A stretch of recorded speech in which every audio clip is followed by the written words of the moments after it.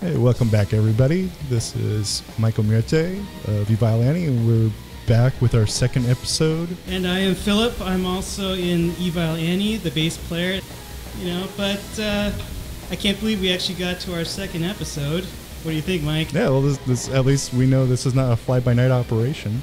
Yes, and you know what? I actually heard some of our first episode, and I can't believe the sound of my voice. I have a terrible voice. We all hate our own voices. Oh, especially mine. At least you have a little bit of bass in there. Mine is all treble and high. In my head, my voice is a lot higher pitched, so when I hear myself back, I'm like, oh my god, my voice is so low. What the hell? Well, for me, my voice sucks. And that's why I can never lead a band on stage. Leading a band, you have to talk to the crowd, and you have to have some kind of charisma or authority.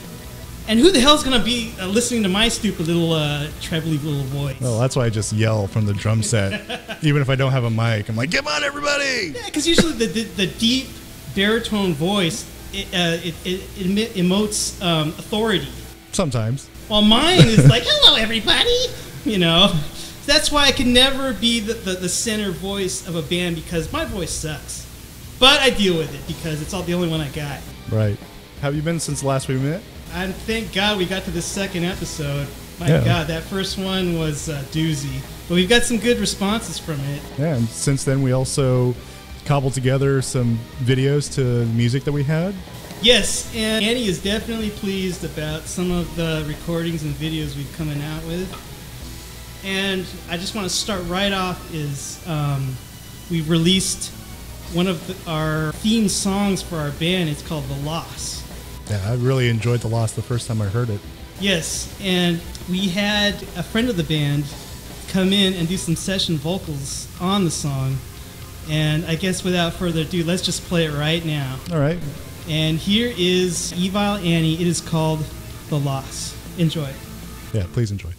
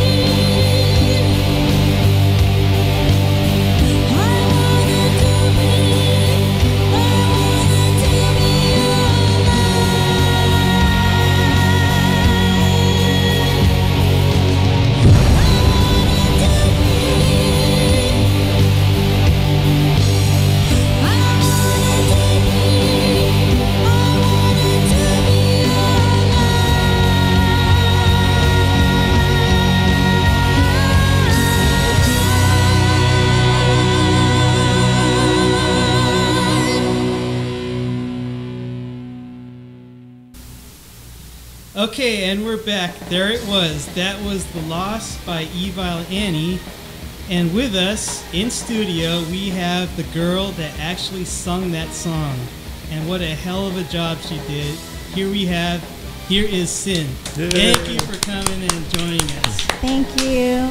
Now, the first thing I got to ask you is, when I approached you with this song, I gave you just the instrumental of it. And I believe I gave you the lyrics with it, too. And what was your first impression of the song when hearing it? Well, I was very impressed with the song. I loved the music. I like a lot of melodic music and classical music. And it just really touched a chord in me. And I knew that it would be an emotional song to sing. And that's where I put myself, especially the storyline behind the song with Annie, the character Annie.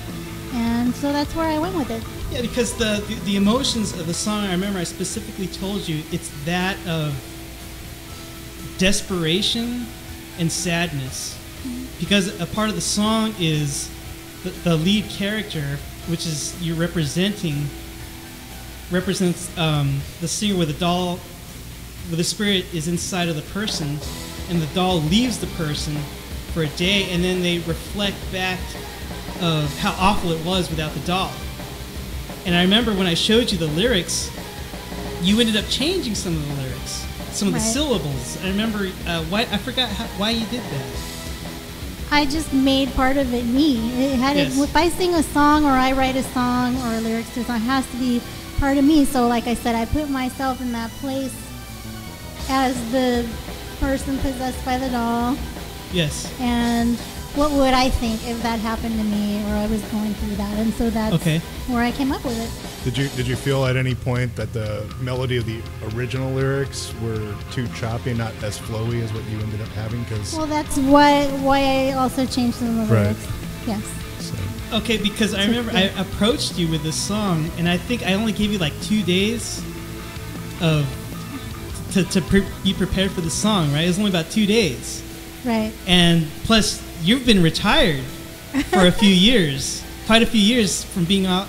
Yeah. So how long before recording this song have you performed last? I mean, I think the last time I performed maybe was probably 2009 or 10. Wow. So that's So it's been a while, and it's really not much by choice. It's just as a lead singer, it's really hard to get a really, really good band together, and what I was doing at the time, and a lot of people tried just to ride on my coattails because I had success with the tribute band that was out there, and I just got fed up with the politics band of it all. drama, band politics. Oh, you're always going to find that. Yeah, the clubs taking advantage of us. Yes. And not paying us what we deserve. So I got fed up with a lot of that. I've still been singing. I've still been keeping up with my vocals. Okay. And I write a lot of poetry, so I love to write. And so for me, it was a big treat. I loved it. Yeah, because I got to tell you something, Mike. When I first told her, I said, you got to come over, you got to sing this tonight. And she's like hemming and hawing. And then she gave me this attitude like, yeah, I'll just come here and nail it once and I'll just get out of here. I got to go, right? So I get her on that microphone, and then she sings it really good, and all of a sudden she starts getting really picky. Sitting over there, she says, no, let's do it again. No, I didn't like that part. No. Oh, I see. Like that, and then she ends up, I thought every single take was pretty darn good, but she got really... But she wasn't happy with it. Yes, she wasn't. Which is the key when you're working with an artist, is that you might get a good recording, but if she's not comfortable with it, you got to go with what she wants to do. And that goes to my next question for you, Sin. Is when we just heard the song, right? And when you hear yourself, do you feel critical of your own voice hearing it, or do you say to yourself, "Oh, that's pretty good," or you're like, "Oh, how should I have done this different?" Or how do you, when you listen to yourself, what's the first thing that comes into your head? Well, when I first heard the raw version of the song, the unedited version, I thought a lot of things like that, but I'm pretty happy with the way that it was edited. I think it sounds really good. I like it a lot. Oh my God, that's completely opposite the way she was when we recorded the song.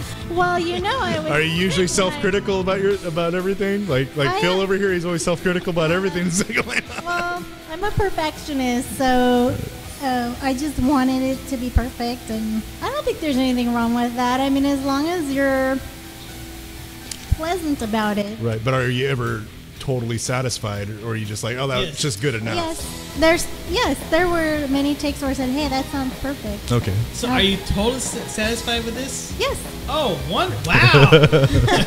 I think it sounds really good. I actually, after hearing it, I thought, wow, I sound better than I thought I did. Oh, yeah. You know, from being retired for a little while, you wonder if you still got it. And you came and you completely nailed it. You nailed it exactly as I envisioned how the song is supposed to be sang. And then the part that I wanted to talk to you about, Mike, was the bridge. The bridge where it's just the drums playing. Right. And I had Cindy do some noises. Some little the hemming and hawing? Yes. It's supposed to emote sadness, right? Okay. And this girl could not do it without with doing a straight face. Well, she was laughing and laughing, and finally she nailed it really good. But my God, because she's like, "Oh, this is so stupid." Well, I wasn't really sure what you were asking of me, and I wasn't sure how it was going to sound. I didn't know how you were going to edit that. It didn't really sound like crying to me until after I heard the finished version. Yeah, because I kept telling you, trust me, this is going to sound good. And you're like, this is stupid. So I had to put on my actress hat and just pretend. And it was wonderful. Now, what did you hear? Did you hear your vocals with effects, or was it? No, it was just more like. Very, very so yeah, the most ridiculous things that come out turn into really cool art. Right. So. All said and done. Mm-hmm. Now, going back into your background, Sin, I mean, there's 3 different types of bands. There's a cover band, there's tribute bands, and there's originals, and you've done all 3. Mm-hmm. There's also a wedding band, but that's a whole nother different genre. I've done that too. Wink, wink. We won't say where. Now, do you think you face the most scrutiny when it comes to tribute bands? Because you've done the tribute band thing. When it comes to like meeting up with the people in the crowd after you're done, do you come up with the most scrutiny with the tribute bands or the party cover bands? I would say the tribute bands. I don't think people really take party cover bands that seriously. I would definitely say the tribute bands, and I think it's more by the actual other artists and other bands, especially the same band that you're doing, tributing to. Yes. Other than the crowd. I think the crowd's just there to hear. They want you to duplicate it, but they're there. If you sound right and you entertain them, they want to be entertained. They want to go to hear a concert of somebody that they haven't been able to go to, and they can hear that again. Right. Yes. But it's really quite silly and ridiculous how some of these other bands have rivalries with each other, and I've gone through that, as you know. No, is there a rival tribute band that you were like in? Yes. So it was like. But the other tribute band was the same genre as you were doing. It was the same genre, and before I even started the band, they had, oh gosh, I could tell you stories. They had their bass player try out for my band, get into my band, try to break up my band before we even started. I got nasty phone calls. Oh, it's like a mole. And yes, and then once we found who he was, we kicked him out and got a great band together. And then they showed up at our first gig, and then the lead singer, tried to recruit all my band members and just try to intimidate me and out of doing what I loved, and I wouldn't have it. So then she tried attempting blackballing me from different clubs. Is it because she was like, there's only room enough for my tribute band and my version? That was her attitude, exactly. And she'd been doing it many, many years before me with that certain tribute that we were doing to. And I think she felt that she was the only one out there, and she didn't want anyone else doing it. And she didn't feel anyone could do it better than her, and that was it. But she had quite a bit of competition with us, and we became successful. And I'm not saying it out of I'm not arrogant about it. It was just, I'm proud of it. I was very proud of it. You got a better response than she does, and it sounds like she just got jealous. Is it true that she would stake out your gigs? Yeah, she staked out our gigs. Really tried to keep us from playing. A couple of clubs kowtowed to her, and then a couple of them didn't. Wait, she gave other clubs ultimatums, like? I don't know what she did, but I had a couple people call me, and it sounds completely like I mean, you were playing kind of a niche market of tribute bands. I can only imagine what it'd be like if the 40 different Kiss cover bands that are out there, and I know. Yes. and that's where I want to talk about competitive bands and friends, because I try to never burn my bridges with other bands, because I prefer all of us helping each other. Besides, you never know when you're going to end up having to work with that person later on in the future. But some other people are just so belligerent, where they look at you as an enemy. Exactly, and it looks like that's what you went through. I did, and I just thought it was really sad, because I was doing it because I had a great passion for the person I was paying tribute to. It was, I don't know, am I allowed to say who it was? It was a Pat Benatar tribute. Yes, I think we mentioned that at the beginning of the episode, actually, so you have no word. Yeah, it was that, and we did really well, and I had a great passion. In fact, I met Miss Benatar's daughter, and she saw our website and told me not to give up and to keep doing what I was doing. I saw them in Vegas. It was just sad, because again, I had a real passion for her. She unknowingly helped teach me to sing. I would sing to all her records, and I was in. So she was a major influence. She was a major influence of mine, and I was doing something that I loved and entertaining people, which I love. And if you can touch somebody through music, and you have a talent for that, I think that's just awesome, and you should stick with it. But when somebody just tries to stop you or stomp on your dream, it really sucks. The responsibilities of being a lead singer. And there's one thing I saw you do one time, which was really cool, is before the actual show, I remember you would go up to people and almost sell yourself. You would talk to people. You'd say, hey, I'm from this band, blah, blah, blah. Then you would do the show, and then after the show, you would talk to them even more, meaning what you do before the show and after the show seemed like just as important when it comes to the rapport with the crowd. It was, and I love my fans. I love the fans of the band, and that was another difference, I think, between me and the other. And it just, if without your fans, you're really nothing. I mean, because they take you where you need to go. If they don't want to hear you, and they don't, you're not entertaining, or you're arrogant and you're a big jerk about things, that's not the way I go, I think. And I've met some. I did a show at the Queen Mary, and I met a lead singer of a band that there's a Doors tribute that was out there, and I really love the Doors. And I just really thought this guy really emulated Jim Morrison. Yes. And I remember I've been wanting to meet him forever, just to tell him how great I think he is. And, so I went up to him before he went on, and I don't know if he thought I was just a groupie or if he knew that I was singing that night, but he was a real jerk. Yeah, really? He was a real jerk. Were you a jerk right back? No. I was kind of in shock, but after that I really lost respect, and I met a different Doors tribute band, and the guy was awesome. He was such a nice guy. And it's always so strange, the amount of egos that are in place with all of us that are, we're professional in the sense that we get paid for what we do, but we're not anywhere in that level of a famous musician that would kind of constitute that kind of attitude towards other either fans and or band members, or we've dealt with that. I've had bands in the past that take forever to take down their drum set.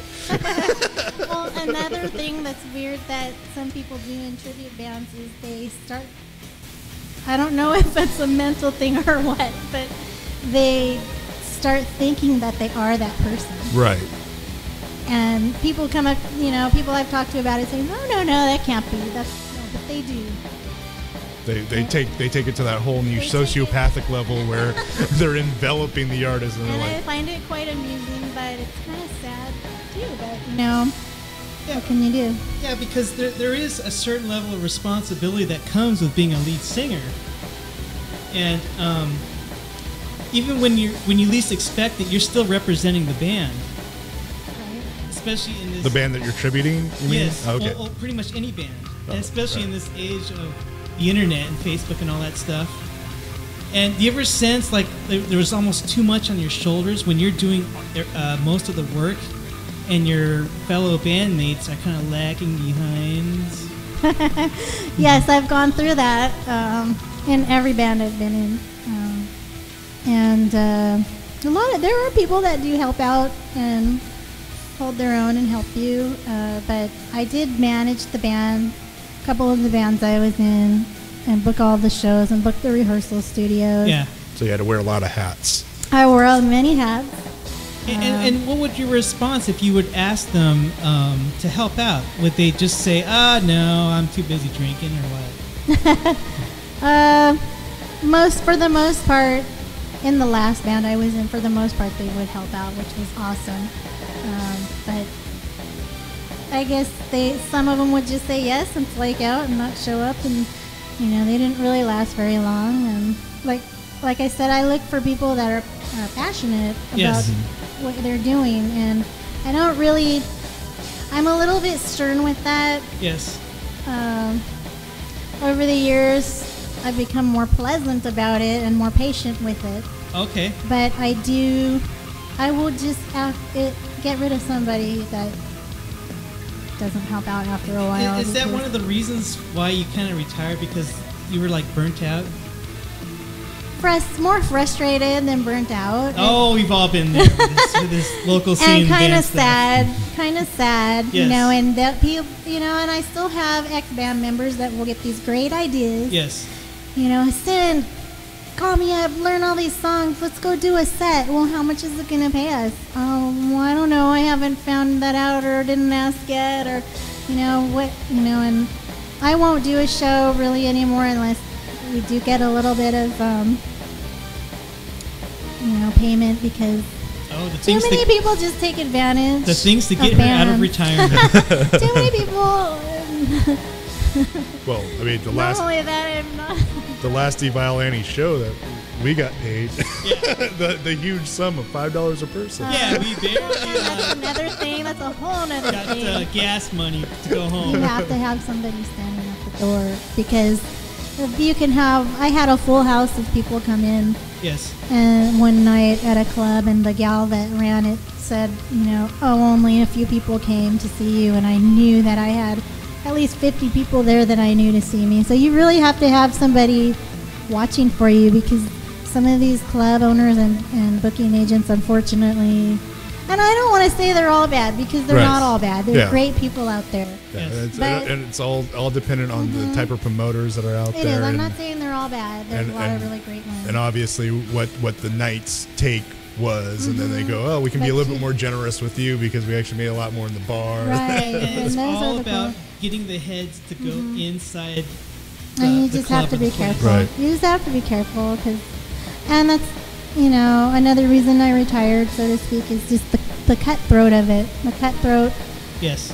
with the other bands and the promoters. So I do really prefer recording now. So Oh, great. Now, the one thing that I also wanted to talk to you about is doing covers versus originals, because you've done both.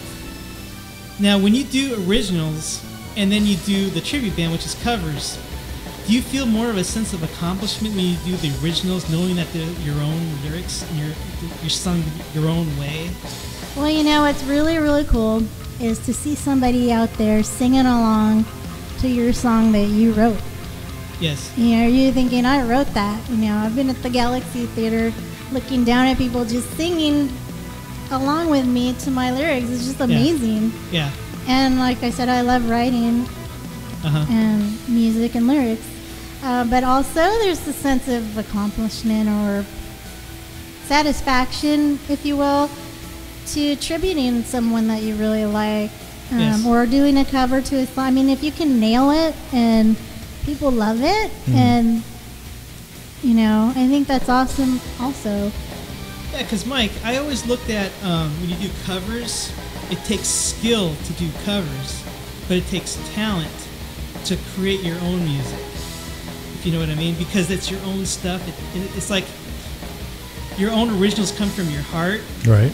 but you need to cover it that just comes from your head. Yeah, but I also think as far as originals, when you're in a band, it's a big part of it needs to be that collaborative effort where everyone, you know, kind of stews into a pot, like all the different ideas, and Yes. you know, sometimes soup comes out really good and everyone enjoys it, and sometimes it's like, oh, that one ingredient's missing, Yes. and you know, that can make or break the song. And you know, sometimes you hope when you're playing that song live in front of the audience and you do get feedback and you're like, okay, we did that song right, Yes. as opposed to not getting any feedback. And then if you don't try to go back and fix that song or expand it or do something to get that feedback later on, then you know, you're kind of like back in that ego sense where Yes. you're like, well, that song was perfect, why doesn't anybody like it, you know? I think that there's a definite you know, a want and need, and then the passion from the band, and of course the feedback from the audience, that Yes. all makes our art cohesive. Yes, and it's weird because I'll write a song, and I'll be so proud of this song. I'm like, oh my god, this is it. This is the greatest song I've ever written, right? And people think it's crap, but then I'll write a song where it's just like a throwaway. I don't even care about. I wrote it in 15 minutes. People listen to it and they think it's brilliant. Yeah, And it seems to always happens. I know that story very well, where we did an entire song that was improvised and we just happened to record it. Yes. And the lyrics were improvised and everything was just kind of off the top of our head. And that was, you know, one of our most popular songs. And we just said, if you only knew. well, there's I don't know if you remember Berlin, but there was a song that from Top Gun. It was the theme song to Top Gun, wasn't it? The Take My Breath Away. Take My Breath Away. Yes. And I watched a biography on the whole band, and that song broke up the band. The band hated the song so much. They did not want her to do it, and she did it anyway, and it ended up being one of their best, most money-making hits. Right. And they totally broke But the band over it. obviously, at what cost? You know, you know, if you like, say for instance, you're the Metallicas of the world, and and you write Enter Sandman, which as a musician, that was like one of the first songs in a band that I had to cover and play it. And I was like, okay, after 20 times, I'm sick of the song. I don't want to play. As a drummer, you're just bored. And I was like, I can only imagine what the band feels like when you show up and you got to play that song that you may or may not have liked, but you were like, oh, we had to do the sellout song to make Well, the you money. might be bored of it, but somebody might be coming to see you guys for the first time and be like, oh my God, I love this song. I haven't heard this in a while, you know? Right. This band's awesome. But like what you were saying with the whole mixing, I've also gone through that with the Spada Soup in the tribute band, because you'll want to do certain songs and somebody might hate that song. Oh, yeah. And they Oh, all won't the want to time. do it, but it's one of the most requested songs. Yes, exactly. So I've gone through both of those. And with in the original band I was in, you know, one person in particular in the band wanted to take it musically another way than I did. And so that, you know, you just run into conflicts. So I know where you go. speaking of which, what kind of, like, as a singer, as a vocalist, did you just strictly learn one style of music, or did you like go, there's a gamut of vocal styles that are out there and I should take a little bit of this and take a little bit of that? The latter, a little bit of this and a little bit Okay. of that. You know, I'm taking it to a more, I think, a higher and deeper level these days, wanting to do more operatic music. But I've done classic rock. I've done the screaming and the gritty voice and the melodic high pitch vocals. Your voice is pretty much like a soprano, is it not? Right, I'm a high C. Yeah, high C. Soprano. And one thing I was going to ask you is, going way back, when you first realized that you were a singer, was there instead of saying, "Oh, I was influenced by this band," instead, I was going to ask, was there a certain song that you heard where you heard this certain song and you said to yourself, my God, I can do this? Yes, and you know what? It's funny, you're going to laugh, but Iron Maiden. Iron Maiden? Really? Which Yeah. song? So Bruce Dickinson, Iron Maiden? Bruce Dickinson. Okay. I used to sing to my Bruce Dickinsons and a lot of Pink Floyd from The Wall. Gosh, what Bruce Dickinson song? That one that goes,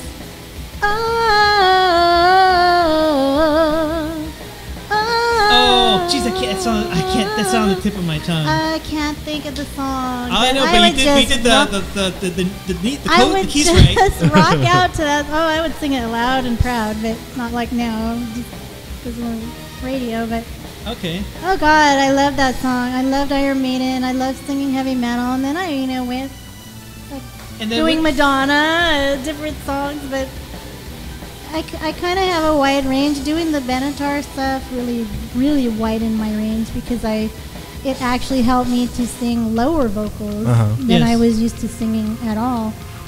And Now, going back, this was back in 2002.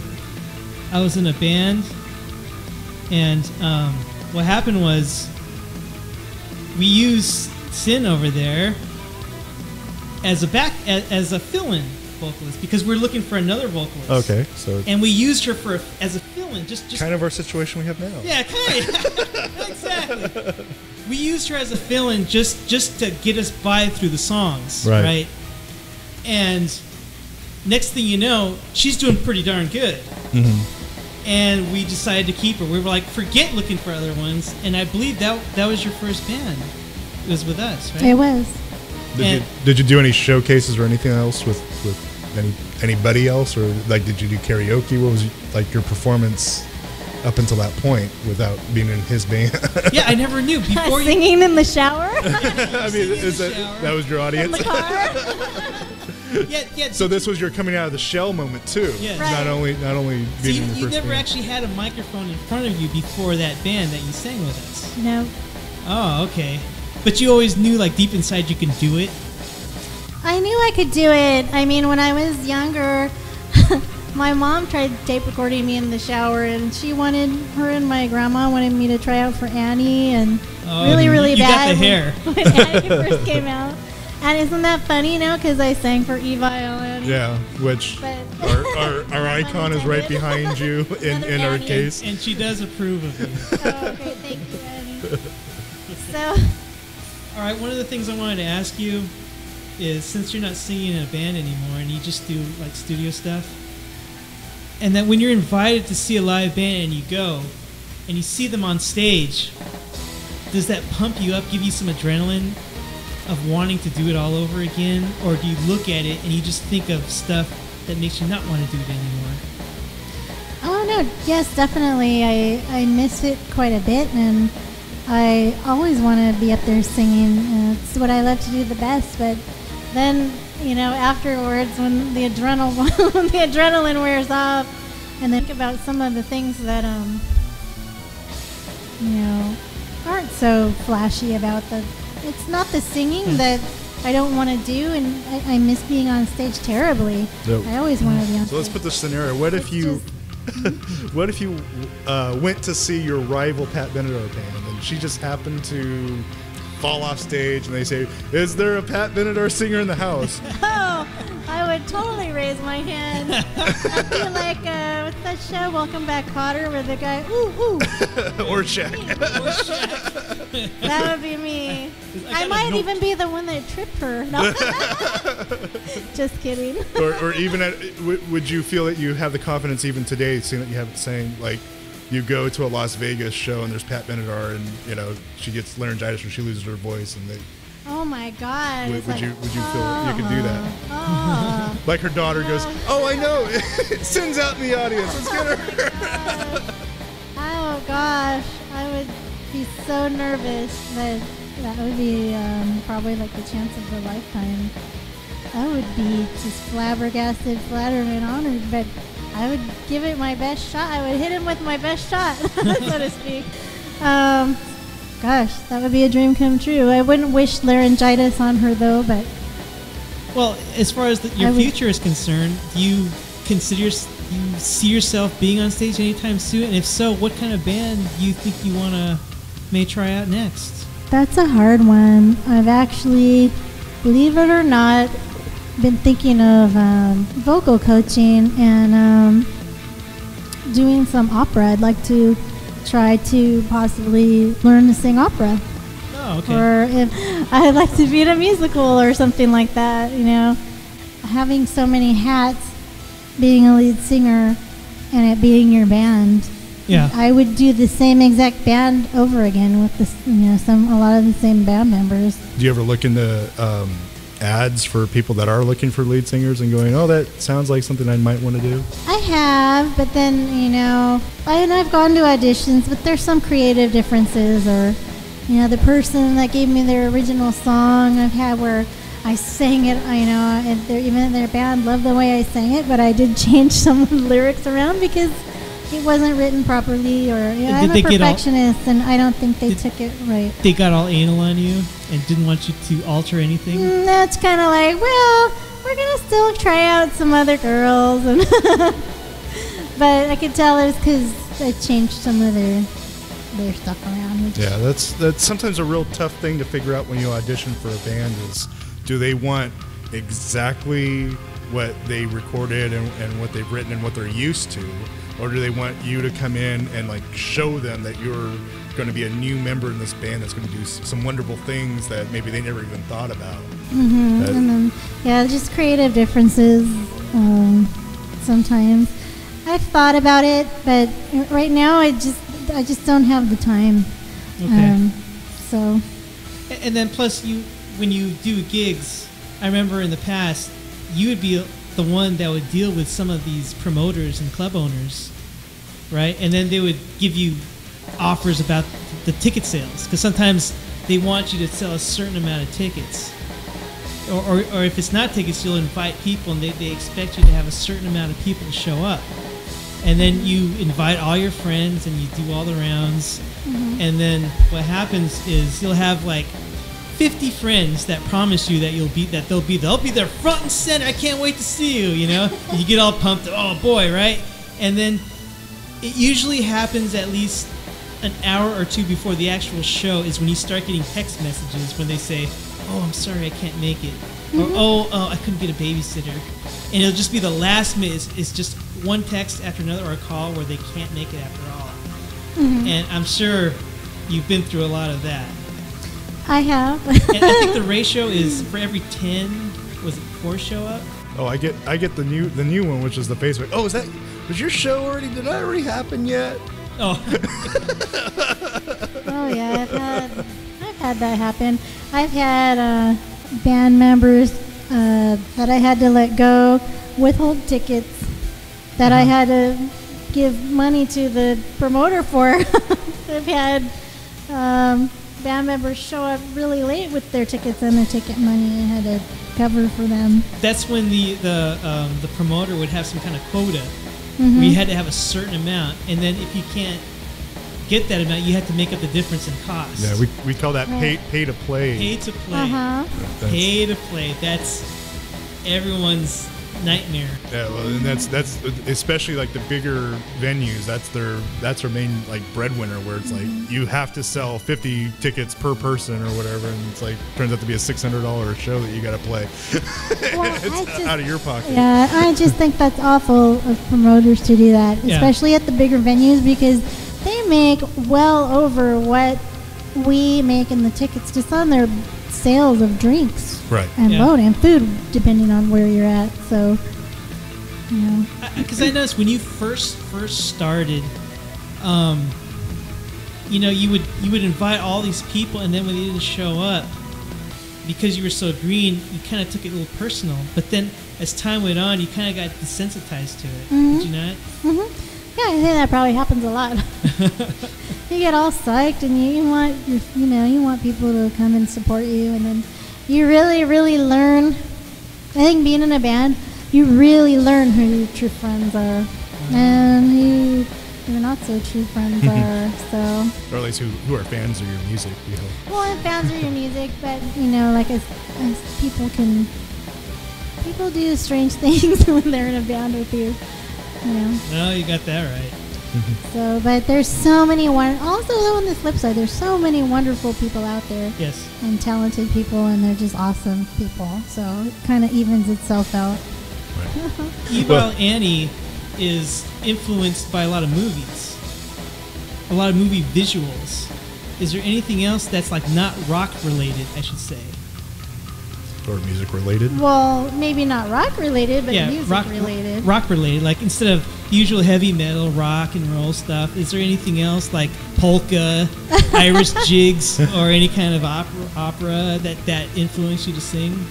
Oh, definitely opera. I mean, I'm a huge fan of the opera fan. So I did sing a lot of that, you know, by myself. But Yes. it got to the point where I could nail a lot of it. But then again, when I started singing the rock, I had to actually get a little bit of vocal coaching, which I'm so glad I did, and recommend to anyone out there who's You do thinking about recommend it. for up and coming young singers to I get do. vocal lessons? I do, because it turned out I was singing completely wrong, and once I learned how to sing from my diaphragm and sing correctly and do scales all the time, I was able to hit notes I never thought I could hit. Then you also learned what your true voice was. I learned what I could do, and I was so much more confident. Well, for people wanting to sing, what do you think is the most common mistakes lead singers make as far as singing songs? Not getting the proper training and just singing incorrectly from your throat and not your diaphragm. How can you explain the difference between that? Well, when you sing from your throat, it's just kind of like when you're talking, only with melody, and you're not able to really hold a note really long, or it's not as forceful. It's just not a proper way of singing. When you sing from your diaphragm, it comes all from your gut all the way up, and there's times when I had laryngitis and I went on stage to a big crowd and I could not talk at all, but I could sing great, and it would flabbergast everyone, and including myself. It just comes from a different place. And also put your heart into it. Yes. I would say for me, when I sing, it's emotional.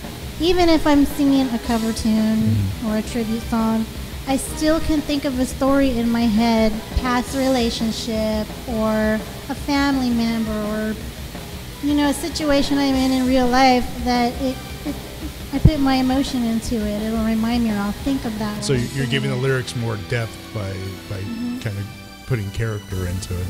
Right, and when I write songs, the same thing. I always think the music I'll always have the finished music first before I write lyrics, because I can listen to the music and whatever ends up popping into my head either right away or after listening to it a few times, a story or a life experience, and that's what I'll end up writing about. So when we recorded, you used the hell out of that diaphragm on the verses of The Loss. Because I remember you were like preparing yourself for those verses, especially the tail end of. And then there's a couple of times I looked at you and she looked blue in the face because it seems like you had to get one hell of an inhale before you belted out those verses. And then I remember after we were done, Mike, she told me, she says, whoever you have that does that song on stage live, she better know what the hell she's doing. Right. Because they're very long, drawn-out notes. Yeah, and so once again, you didn't do any punching in or punching out when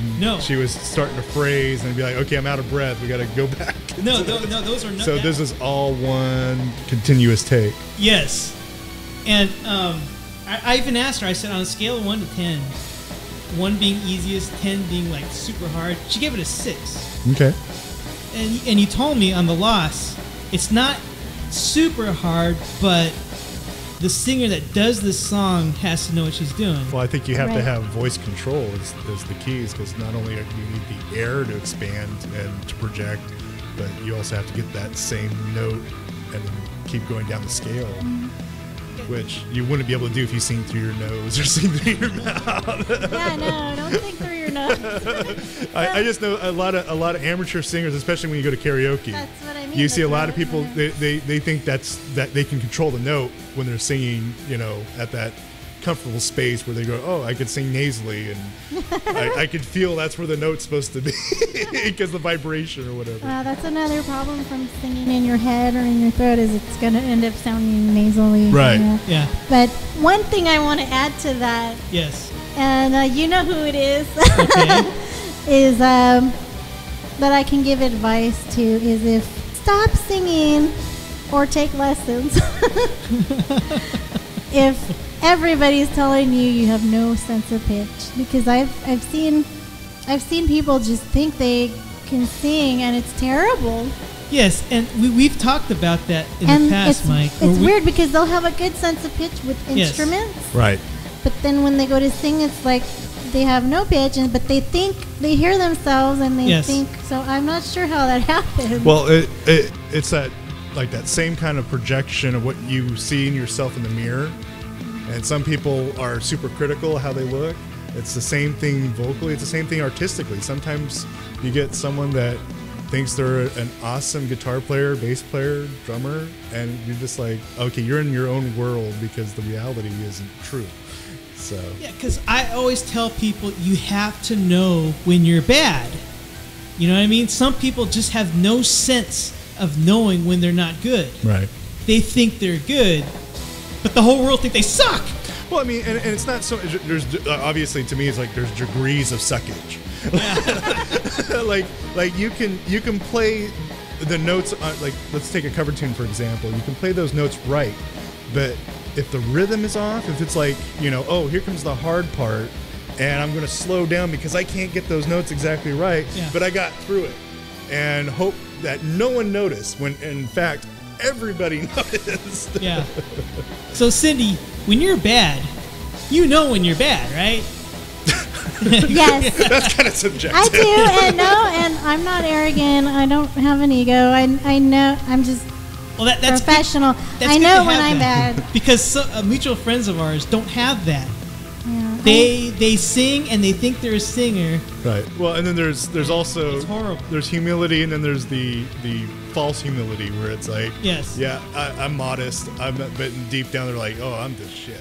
And it's always the same too, because they'll be like the nicest people on earth, and you just don't have the heart to tell them you suck, man. Right. Well, they got to understand the cues when they come off stage and they're like, so how did we sound? And you don't talk at all about them. You just say, yeah, the band was okay. Yeah, nice shoes you had.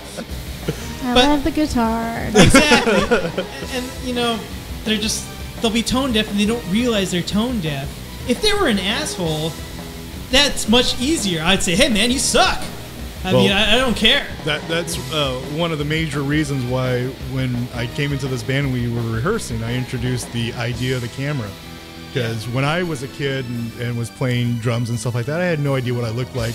People would say, oh, you look weird with your mouth agape playing the drums. And I'm like, okay, what was that? So when I finally started recording myself and looking at all the weird mannerisms that would happen when I played, I had to train myself, like, physically, what else do I need to do? Is instead of knowing the song, I had to figure out, I shouldn't look goofy playing the drums either. Let alone when I sang backups, or because I've never really lead sing. I've always, in my heart, always wanted to be a lead singer, but I never had the guts to do it. So I'm always standing behind the drum set. That's a great tool, I think, videotaping yourself.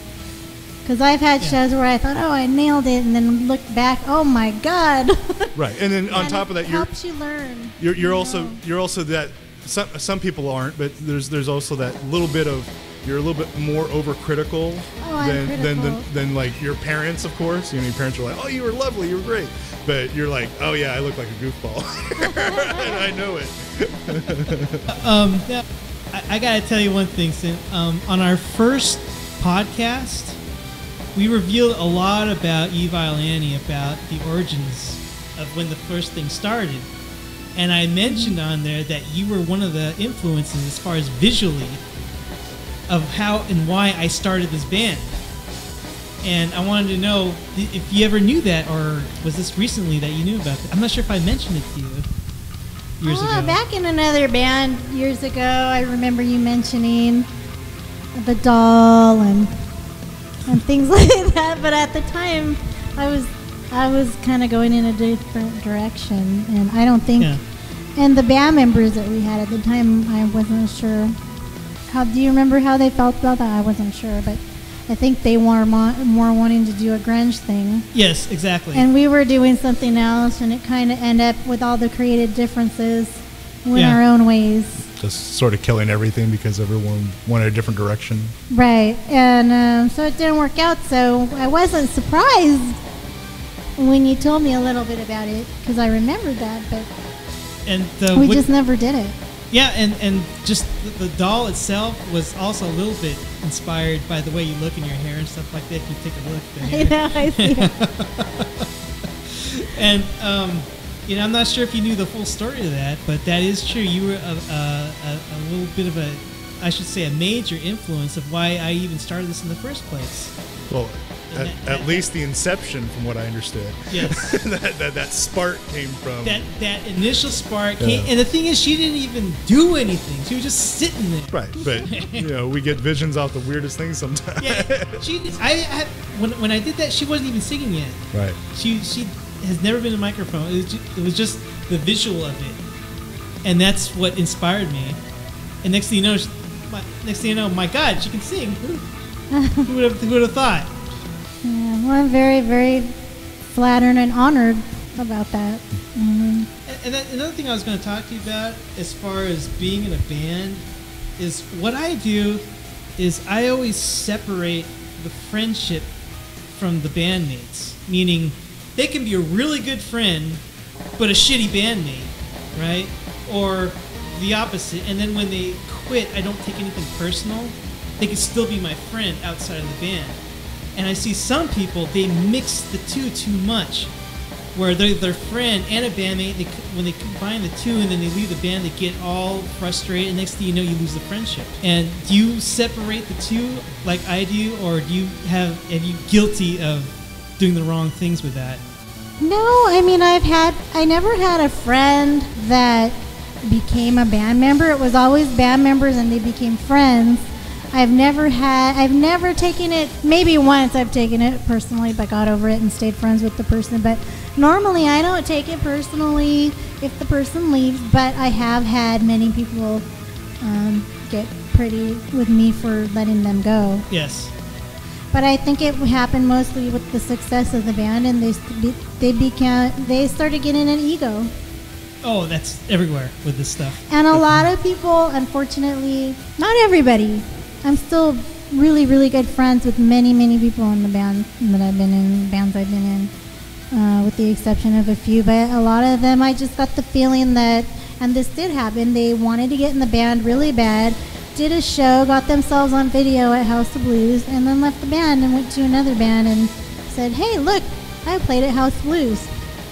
So they just want, a lot of people used and me. abused you. They did, and I don't really hold it personal. I kind of rolled my eyes at it. but you knew that was really the plot, that it wasn't that they had it in and they were just like, oh, well. I didn't really know the plot till, afterwards. And do you find that happens with age, that some musicians are like tools and douches when they're younger because they just all think they're rock stars, and as they get older they realize, oh, this is not really the thing that I need to do professionally, but this is the thing I have to do passionately? I think a lot too many people that are younger can be that way. I mean, I've met a lot of really nice people, like I said, that are not that way regardless of their age. I think as they mature, it goes from, a lot of young men, some women too, but a lot of young men will just want to get in the band to get girls. Well, that's what he was talking about. Things like that. And I had a lot of funny experiences with that. I'll mention that in a minute. And then once they get older and mature, then they start just respecting the talent that they work with. And if they love the music, then they'll stay and they'll do it regardless of if you get paid or whatever, things like that. But there's also people that are spreading themselves too thin, and they're in a few bands at one time. Oh yeah, I've dealt with, and that doesn't work. I won't hire somebody that does that unless it's just an occasional thing, because I've had times where we've got really big shows and we had to cancel it because they want to do something with their other band, or You know, and it's just not really fair. If you're going to commit yourself, I think you should just fully commit yourself to one band. Right. But it's funny, back to the getting the chicks, and I've been backstage waiting to go on and perform, and I've had guys come up not knowing that I'm a singer, thinking I'm a groupie or something, and totally disrespect me until after they hear us go on and hear me sing, and then kiss my ass. Yeah. Totally after the show. So it's kind of funny. So you can kind of, you know, do they not believe that you're the singer in the band, or what exactly? I don't know, because I'm really friendly, like Bill was saying. I like to talk to people before the show, and I'm just really friendly, and I don't know if they're thinking, oh, hey, this chick's... Oh, she's just all over me. She's talking to me. Or something. And I'm just trying to talk band stuff with them because I'm in a band too. And it's, you know, it's funny because I'm not a groupie at all, you know. But you did say I'm with the band, so they automatically assume. That reminds me, because you're a female singer, do you think people put you to a higher standard because of that? Yes. I think a lot of men or male singers don't take you seriously. And then when you do well, male singers get jealous. And you know, there's just, you know, you see a lot of good things and bad things. I've seen a lot of infidelity in people in bands, which I look down upon. I've been hit on so many times by other male singers or male band members, and I went on at a big venue one time with a really big popular tribute band they even started doing a cover band, and they got some TV spots, and we opened for them a few times, and the lead singer had, you know, come up to me before a show, and I really, really loved their band, and I really respected him as a singer until we were loading in. He came up to me, and I said, hey, how's it going? You know, I was really friendly to him, and I really can't wait to hear you sing. I've been wanting to meet you. We've been doing shows together. He goes, yeah, can you move your car? He's just a total idiot. And my jaw just dropped. And then another time we did a show with him. The green room in this venue is downstairs for the main band, which they were. And they sold out quite a few shows. And, you know, I was doing some scales before I went on. They already went on. And I was just, you know, doing some scales. And the guy came out and just slammed the door really hard. Like I was bothering him. But so... Wow. You get all different kinds. And then I've had a gal in a Heart tribute band we did a show with. And, you know, mine was the Benatar. And I was in awe of her. And she was in awe of me. And you meet a lot of nice people, and you meet a lot of flaky, funky people. Right. So the egos are so bad when they're bad. Of course. I dealt with one after the other. It's one thing to know your craft, so to speak, as a vocalist, but then there's another stage that when you get to be the front person for a band, like there's that showmanship, for lack of a better term, that you have to do. Sometimes there needs to be a balance between those two. What do you feel as far as performing, like how much you go, I'm going to sing my heart out, or I'm going to run around the stage and get the audience involved? Like, do you have... I always sing my heart out and put my emotion into it and my whole self into it. And I do get... I try to get the crowd involved and talk to the crowd. When I was in the original one, I sort of had a hard time talking to the crowd. But then when you start getting more confidence and, you know, doing more things and just more experience, I really, really love playing to the crowd and trying to get the crowd involved and getting them singing and letting them know how much I appreciate them while I'm up there. And so that's an awesome feeling, though, when you can, you know, get people that involved in you, and you're just one person. It can be overwhelming at times, but you have to remember yourself, you know, that without them, the crowd coming to see you, you know, you're not going to be in that place and get those shows. The one thing I wanted to talk to you about, because now that you mentioned that, especially talking with the crowd, is technical difficulties.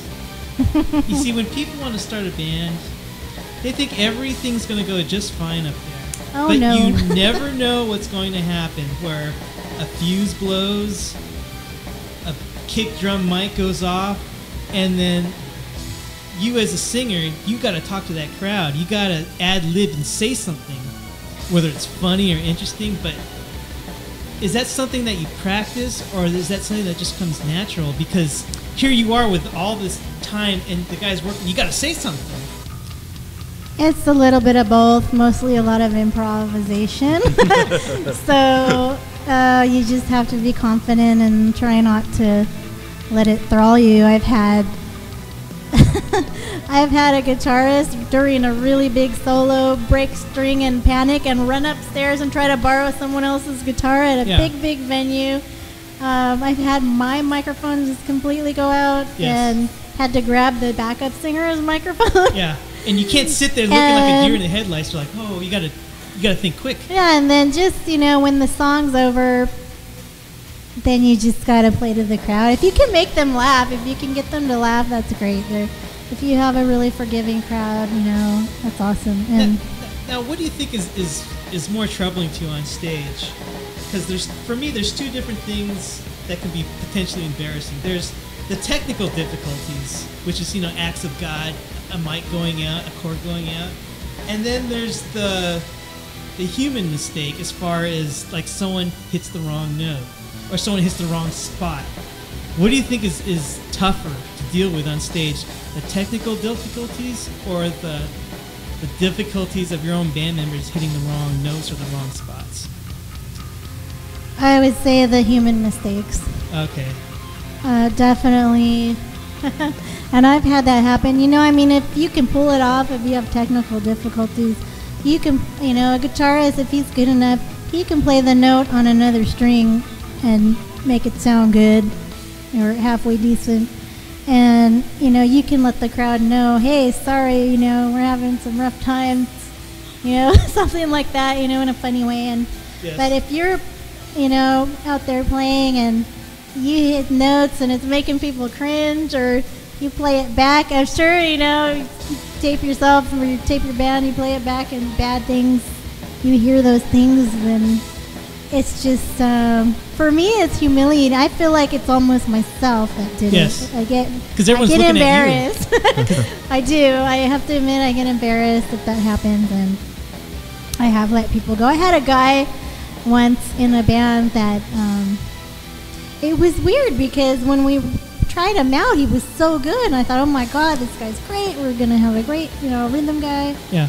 And we had a big show. He wasn't practicing. He was hitting wrong notes. I was getting really worried, and it turned out at this big show, and we ended up letting him go afterwards. He turned his guitar off and was pretending to play the whole time. Oh, really? And was hoping that no one would hear that there was a lack of guitar. Nobody would notice. He's riding on the coattails of the other guitar. So now we used to do that to our bass player. We just turned him down. But I've never had an actual musician say, I'm going to turn myself down. You're going to do that to me next. Well, we had a backup singer in a band that we used to turn down. We won't mention any names. But when you finished doing the Lost for us, and I started presenting it to all these other potential singers that wanted to audition for us, your vocals in this song has been both a blessing and a curse. That's pretty intimidating. Exactly. I mean, it's been a blessing because you hit it right and it's really good. Oh, and everyone says they love it and they try to sing along to it, and then they're like, yeah, then we realized that we're not as good as you sing. And it's been a curse because the girls will hear it and they're intimidated by it, or they're like, I can't do that. Right. They might, who knows, they might be able to, they just don't have the confidence, but they hear it and they're like, and they get a little scared. Yeah. And so, but in a way, it kind of weeds out the bad ones. You hope. You hope. Because there's always the people that are great singers but horrible personalities. Yeah, because I was a little scared that I would find a girl that was probably really, really good but just didn't have the confidence. And then she hears the Lost recording, and then they're like getting a little scared, a little intimidated by it. Yeah, it's definitely. I mean, we definitely have a very diverse vocal styling that we're going through with this band. We're saying you got to be a rock singer, an opera singer, and a showman. Yes. Because, you know, as the band, we're in the background and we kind of have a spotlight on the singer, you know, which is kind of intimidating in itself. If, you know, like in the case of you, where you've never been in a band before, and all of a sudden this entire band is like, oh yeah, we're just your bridge. We're right behind you. Go for it. Yeah. Now, I want to ask you the same question that we asked each other last week. And that is, if some snot-nosed little kid comes up to you and says, hey, I want to be in a band, what do you tell them? Do you say yes, no, or do you recommend it, not recommend it, or do you give disclaimers along with it? Well, how old is this snot-nosed kid? I'll say 12. Oh, well, I would say follow your dream and stick with it. Take lessons, and, you know, if you become successful, don't be a jerk about it. I would just say, you know, the truth. If that's your passion and that's your dream, definitely follow it, because if you don't, you might regret it later. And then also, there's a lot of work you have to. It's not easy. Don't just get out there and plug in your guitar and play, or you know, sing like you're singing on the radio. It's a lot of work, and dedication. And I would definitely say, though, to definitely stick to it and go for it. So you would but say it's a lot of work. It would be a yes. It would be a yes. Well, you asked for a disclaimer, but it would be a yes. Well, I really appreciate you coming out here, Sin, and Thank you for having me. It's been not a lot only of helping fun. us with our song, but helping us with our podcast here. Absolutely. I mean, we're still looking for a singer. We might get one pretty soon, but the vocal track you helped us with, she's been learning on, and that's one of the tools we're using on. And she herself even said that you sound really good. Oh, well, tell her I said thank you. All right, so And we'll see if she stick with shows it. up. You know. Just don't let anybody trash your house. All right. All right, everybody. That was Sin. Yeah. Thank you Thanks very for coming much. out. Oh, thank you for having me. Good voice. My Good pleasure. recording. Annie is definitely pleased with your stuff, and there she is right there. She loves it. She loves you. So do we. Thank you, Annie. All right. So before closing out this show, I'd like to throw it out to our audience. Is there anything you'd like us to talk about? Give us some feedback. At least we know you're listening to the total end of our podcast. And the video you just put up. Yeah, well, yeah, and please take a look at the We just put a Lost, video which- up on Facebook. And it's a video of The Lost with Sin singing with lots of cool space visuals. How can you describe it? This, you know, really interesting story about how Annie possesses things in order to get what she wants. And Yes. and so I had all these, like, I honestly had just had a bunch of visuals of planets orbiting. And I was like, where's that coming from? Oh, my favorite movie of all time, 2001: A Space Odyssey. Oh, that's a classic. Everyone loves that one. Not everyone. Everyone I know loves it. I love it. But we really appreciate you listening to us, and we hope that you would like more.